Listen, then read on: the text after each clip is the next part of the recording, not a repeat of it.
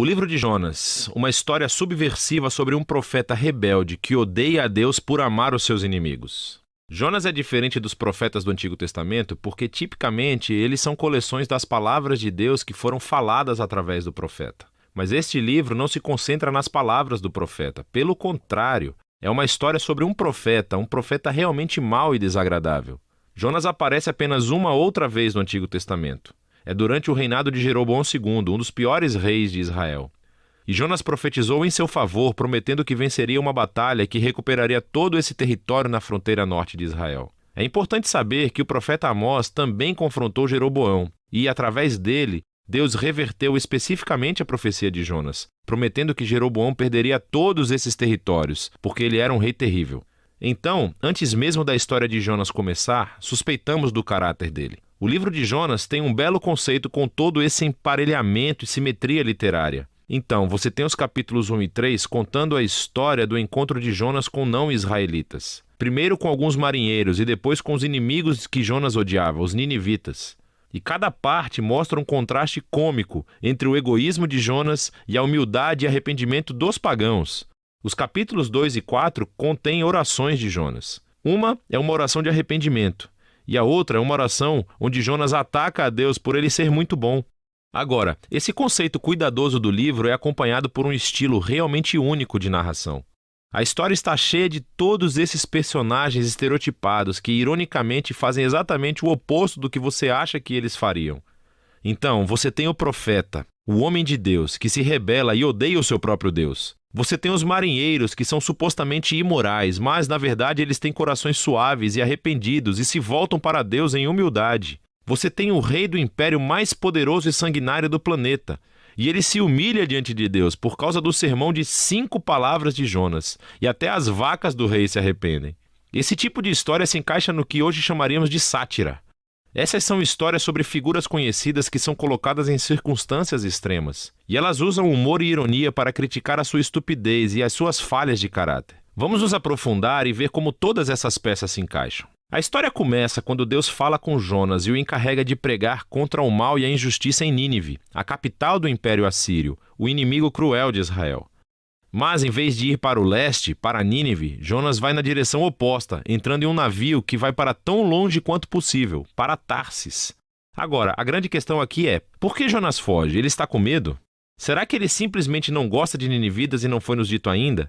Então, o homem de Deus tenta fugir de Deus. E ele embarca em um navio cheio de marinheiros pagãos, e entra no casco do navio e adormece. Então Deus envia uma enorme tempestade para acordar o seu profeta, enquanto, ironicamente, os marinheiros no convés estão bem atentos para tudo o que está acontecendo. E eles conseguem discernir que há um poder divino em ação aqui. Então eles lançam os dados e descobrem que Jonas é o culpado. Então eles pediram a Jonas que se explicasse. Jonas falou um monte de bobagens religiosas. Ele diz, sim, sou hebreu e adoro o Senhor, o Deus que fez o mar e a terra seca. Esse cara deve estar brincando, não é mesmo? Deus fez o mar e a terra seca e Jonas é burro o suficiente para fugir desse Deus escondendo-se dentro de um barco? E quando os marinheiros perguntaram a Jonas o que eles deveriam fazer, ele diz, podem me matar, certo, me atirem ao mar. O que parece meio nobre no princípio, até que você percebe que isso era, na verdade, uma atitude completamente egoísta. Quer dizer, que melhor maneira de evitar ir a Nínive?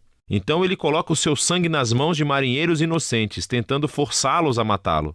Eles estão relutantes, é claro, e se arrependem diante de Deus, mesmo quando o atiram ao mar. A tempestade desaparece, e eles acabam temendo o Deus de Israel. E, ao contrário de Jonas, eles realmente adoram a Deus. Mas Deus frustra os planos de Jonas de escapar de Nínive. À medida que Jonas afunda, Deus providencia um túmulo molhado e estranho para ele. O estômago de um peixe grande. Agora, é claro, em circunstâncias normais, isso seria a morte certa. Mas nessa história, tudo está de cabeça para baixo. E assim, a morte submarina de Jonas se torna na sua passagem de volta à vida. Apertado no estômago dessa besta, Jonas profere uma oração, onde ele nunca pede perdão, mas agradece a Deus por não abandoná-lo. E ele promete que obedecerá a Deus daí para diante, não importa o que aconteça. E a resposta de Deus é bastante cômica. A baleia vomita Jonas de volta à terra firme. Então, mais uma vez, Deus manda Jonas ir pregar em Nínive, e Jonas obedece. Dizem-nos que Nínive era uma cidade gigantesca, levaria dias para percorrê-la. Então Jonas chega, e aqui está a sua mensagem. Dentro de 40 dias, Nínive será subvertida. São 5 palavras em hebraico. Seu sermão é bem curto e também estranho. Quer dizer, olha o que ele está falando. Não há menção do que os ninivitas fizeram de errado ou do que deveriam fazer para responder. Não há menção de quem pode destruí-los e, mais notavelmente, não há menção de Deus. O que está acontecendo aqui? Será que Jonas intencionalmente forneceu o mínimo de informação?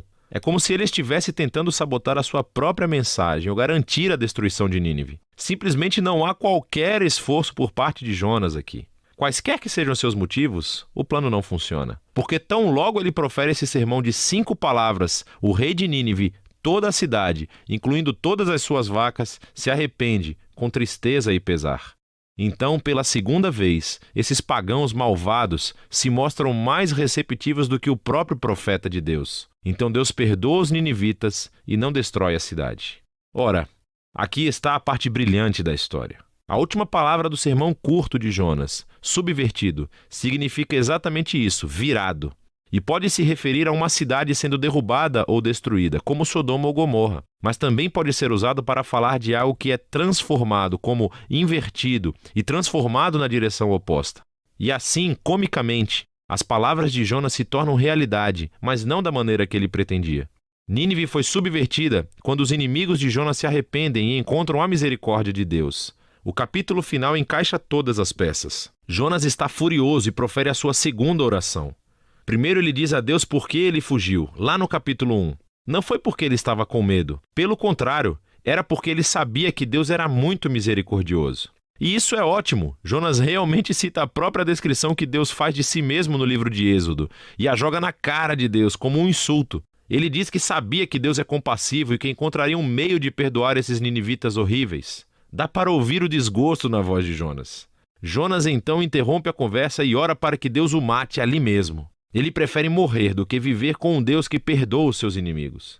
Para a sorte de Jonas, Deus não obedece e simplesmente pergunta se a ira de Jonas é justificada. Jonas ignora a pergunta e sai da cidade para acampar em uma colina próxima, esperando para ver o que pode acontecer. Quem sabe os ninivitas se arrependam do seu arrependimento e acabem sendo destruídos. Mas o que acontece a seguir é muito estranho. Deus fornece uma planta para proteger Jonas do sol e isso o deixa muito feliz. Mas Deus envia um pequeno verme para comer a planta, e Jonas perde a sua sombra.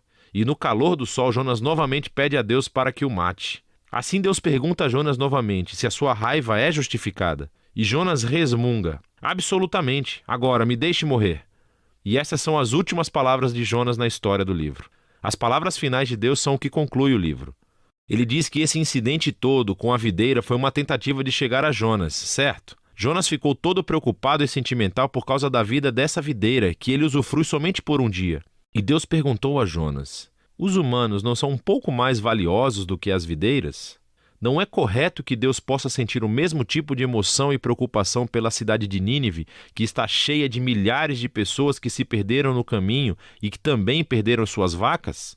E é assim que o livro termina, com Deus pedindo a Jonas a permissão para mostrar misericórdia aos seus inimigos. E qual é a resposta de Jonas? A história não diz, porque esse livro não é objetivo. A questão é que o livro está tentando te confundir. E as perguntas de Deus aqui, na verdade, são endereçadas a você, leitor. Você aceita o fato de que Deus ama o seu inimigo? E então esse livro contém um espelho para quem o lê. Em Jonas, vemos as piores partes do nosso próprio caráter ampliado, o que deveria gerar humildade e gratidão, que Deus ama os seus inimigos e tolera o Jonas que vive dentro de cada um de nós. E então essa estranha história se torna realmente uma mensagem de boas novas sobre o tamanho da misericórdia de Deus e se apresenta como um desafio central na nossa própria vida. E esse é o livro de Jonas.